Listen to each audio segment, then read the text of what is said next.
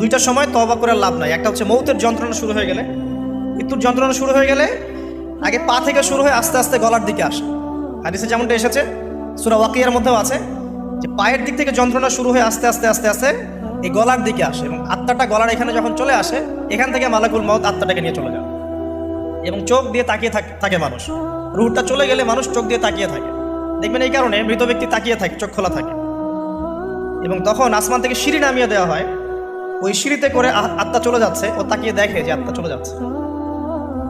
এবং মানুষ মারা যাওয়ার পরে চোখ জীবিত থাকে অনেকক্ষণ। মেডিকেল সায়েন্স যারা পড়েছে তাদেরকে জিজ্ঞাসা করবে, মানুষ ডেড হয়ে গেলেও চোখ দেখবেন আরও কয়েক ঘন্টা, হয়তো আরও নির্দিষ্ট একটা সময় পর্যন্ত চোখটা কিন্তু জীবিত থাকে।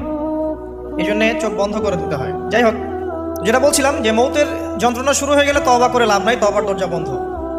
আর পশ্চিম দিক থেকে সূর্য উঠে গেলে তওবা করে লাভ নাই, তওবার দরজা বন্ধ।